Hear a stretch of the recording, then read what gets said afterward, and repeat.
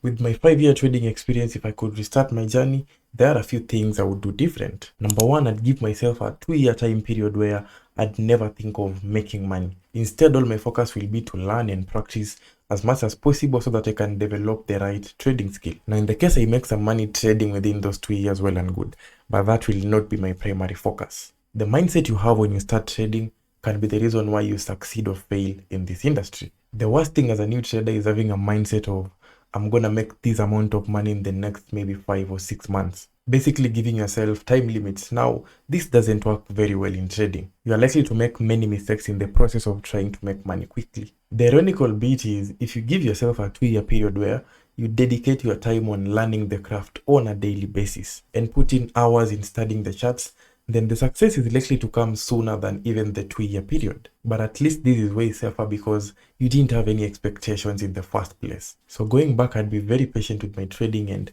treat it as a lifelong career. Funny how we spend 4 to 6 years on a university degree, end up having a job you probably don't like and doesn't help you to achieve your goals, while trading, which has the potential to earn you limitless income literally and time freedom in the long term, we don't give it the time it deserves. It just doesn't make sense. Number two, I'd never waste my time on indicators. Instead, I'd focus all my energy on learning and understanding price action concept. I've never seen a long-term successful trader who solely relies on indicators. If you're learning to trade using indicators, take my advice. Delete all the indicators on your chart and learn how to interpret the naked charts. Under price action, focus on understanding how to read candles, how to interpret the market structure, the forces of demand and supply in the market, and key price reaction levels like the support and resistance, and how they influence price direction. Once you understand this, it won't take you long and you'll be in a better position to have a clear interpretation of the markets. Everything will start making sense on the charts and it will improve your trading gradually. Now, why do I say this? It took me 3 to 3.5 years to actually achieve consistency in trading. What you didn't know is, of the 3.5 years,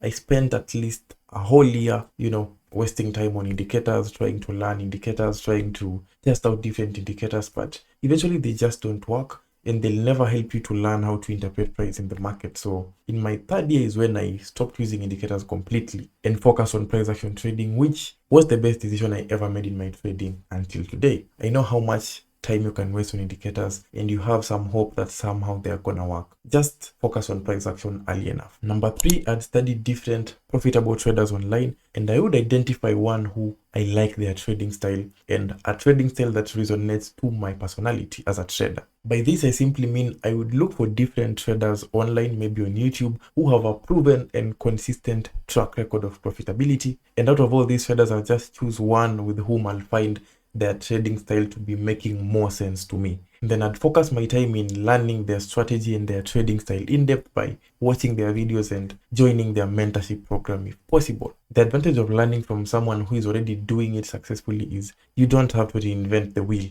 but just go with what is already working. I know people have different opinions on paying for mentorships, but for me, I'd do it if I had the capacity because it just shortens your learning curve. And instead of 4 to 5 years before you can become consistent like most of us did, you can just use about half the time because you are following footsteps of someone who is already doing it profitably. So you don't have to make the same mistakes that they did. Just to mention, I'd seek mentorship when I approach my 2nd year in learning. This because I think if you're starting trading today and then, you should not be paying for mentorship immediately. Give yourself some time of about 6 months to have the proper foundation about trading and the basics so that you're in a position to tell the difference between a legitimate trader and someone who is a fake guru. Otherwise, you might end up buying mentorship which is pure crap and you just waste your money. Number 4, I'd start journaling a lot sooner. Journaling simply means you record all the trades you take and in the case you make any mistakes, you also record them down. Keeping a journal helps you to identify the areas of weakness in your trading. For instance, you can finish your week at a 1% gain, but ideally if you did everything correctly, maybe you should be having 5% for that week. So the advantage of journaling is you can go back and track the records of the trades that you took. You can reanalyze and assess to see where the problem was. Why is it that the strategy should have made 5% but you only made 1%? In this process, you might realize that maybe the reason why your results are not the same is because you missed 1 or 2 trades during the week, or probably you used double risk on a losing trade. Now, in the case you don't keep a journal and you don't record all the trades, when you finish your week at 1%, you might think that you actually had a good week. But having the journal allows you to compare your results and see the areas of weakness so that you can improve on them moving forward. Assuming you're running a business, journaling is the same thing as keeping a track record of the expenses, the sales, and all the transactions of your business, so that in case we have any issue in the business, you can go back and try to reanalyze your books and see where did we go wrong. If I was to start over, I'd definitely make proper use of journaling early in my trading to improve my performance. The fifth and final thing is that focus on trading funded accounts. This might sound a little obvious, but when I started trading 5 years ago, prop firms were not a big deal like they are right now. Some 1 or 2 props existed, but the whole knowledge about prop firms and how they work was not a very, very common thing. To be fair, the first time I heard of a prop firm,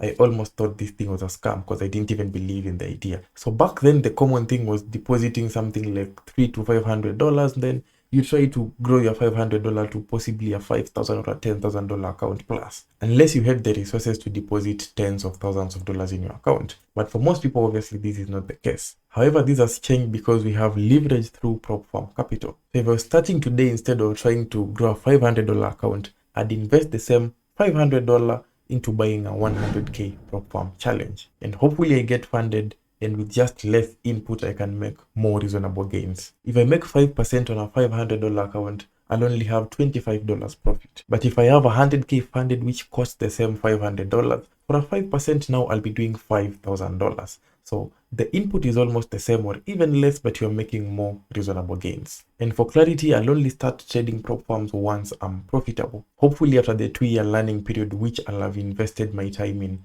developing the skill as much as possible. Those are the things that I would do different if I was to start trading today. Obviously, these are my opinions from my experience, but there is no single right way to become successful in trading. So I hope you took something from this video. Until next time, guys, peace.